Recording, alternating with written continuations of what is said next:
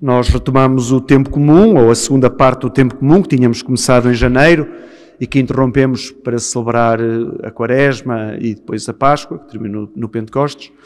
E há uma feliz coincidência porque o Evangelho de quinta-feira passada, da festa do Corpo de Deus, era Lucas no capítulo 9 e agora continua também com o capítulo 9. Aliás, o capítulo 9 do Evangelho de São Lucas é um capítulo central, não está bem a meio dos 24, porque seria o capítulo 12, mas está a meio daquilo que Jesus já tinha feito e também aquilo que, o pouco que Jesus ainda vai ter que fazer até chegar ao momento da sua morte e paixão.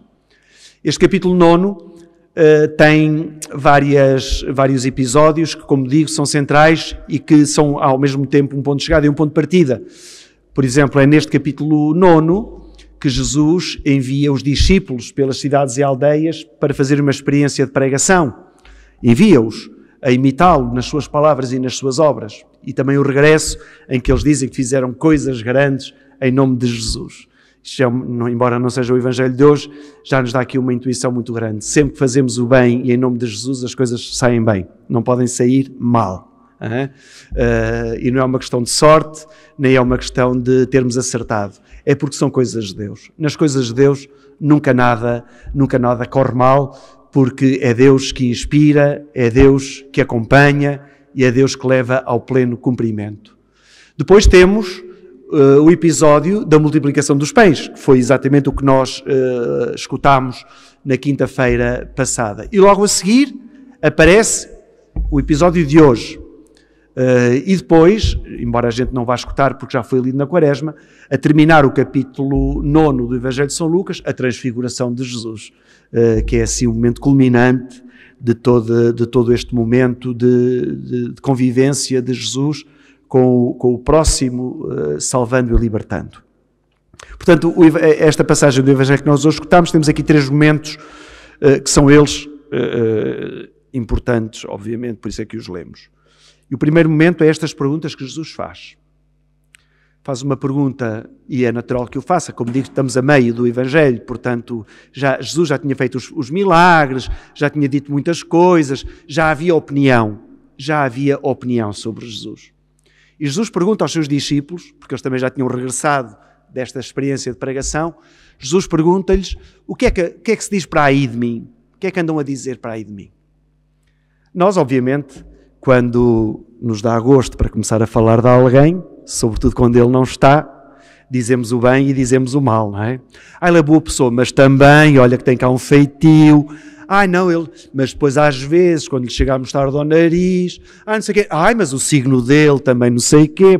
Tudo é um motivo para dizerem mal de nós, quando nós não estamos. Porque se aparecemos, estávamos a falar mesmo de si. Bem ou mal? Bem, claro. Ora, Jesus, isto não é conversa de grupinho. Que nós devíamos evitar como cristãos, obviamente. Estas conversinhas sobre o A e sobre o B, do bem e do mal, não deviam simplesmente existir entre nós, sobretudo no mal, porque espalhamos o mal. E o cristão não tem a missão de espalhar o mal. Tem a missão de o cortar e de ir pelo caminho do bem.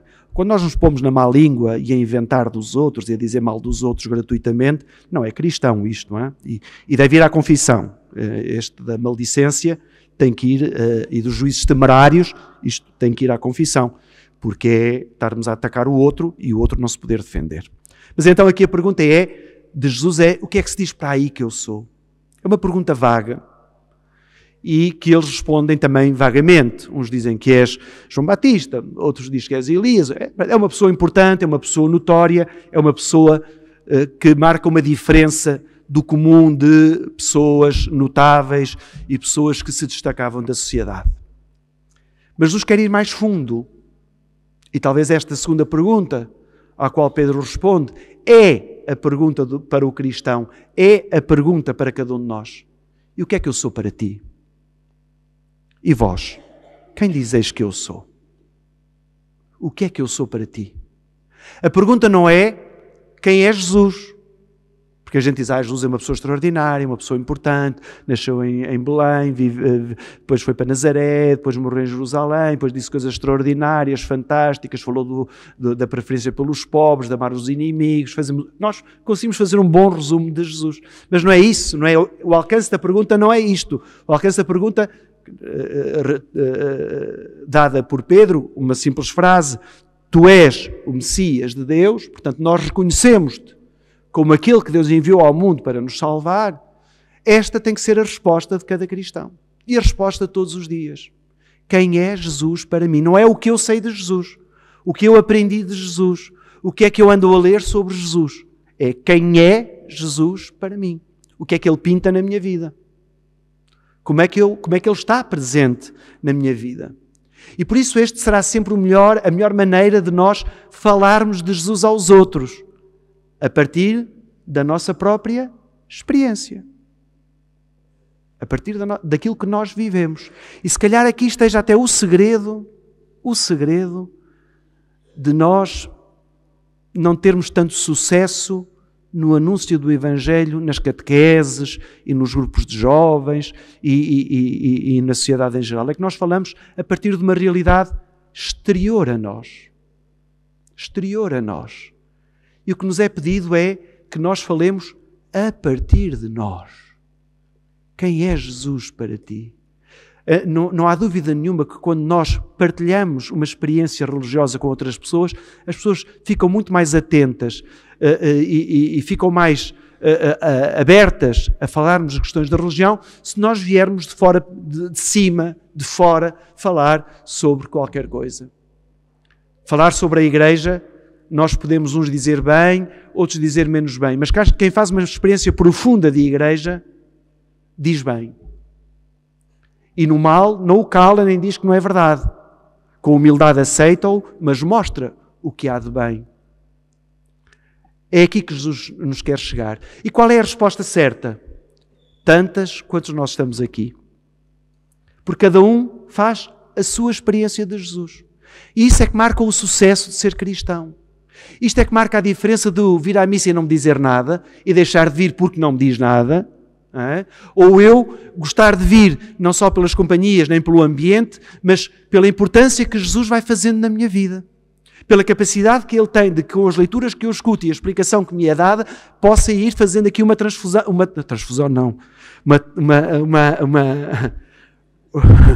conversão da minha vida.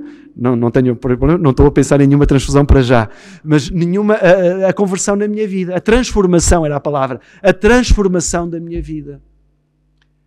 E nós temos de nos convencer disto.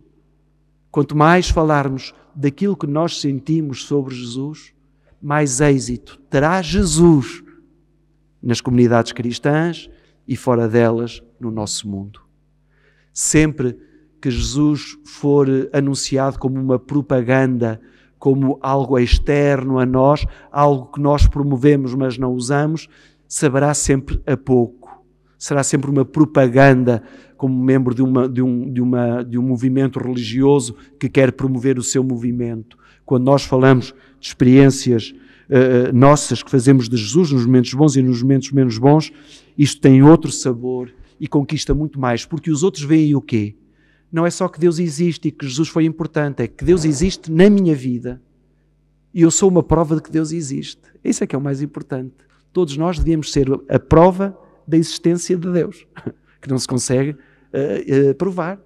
Mas nós somos a prova da existência de Deus, pelas maravilhas que Ele faz em nós e a partir de nós.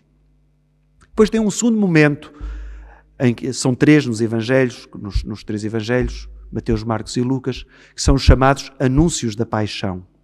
Normalmente, a seguir a um episódio de grandeza, Jesus ataca logo com um apelo à realidade. Depois de Pedro ter dito, tu és o Filho de Deus, ficamos todos, E Jesus diz, mas atenção, o Filho do Homem vai sofrer muito. Vai ser rejeitado pelos anciãos. Vai morrer. E vai ressuscitar. Isto no que diz respeito a Jesus. Os cristãos vão sofrer muito com esta parte da vida de Jesus. Não a vão aceitar. Quando Jesus diz ao grupo dos 12, vamos para Jerusalém porque é lá que eu vou morrer, o Pedro diz, não vamos para lá, não, se é para isso, não. Se é para isso, não. Percebermos isso.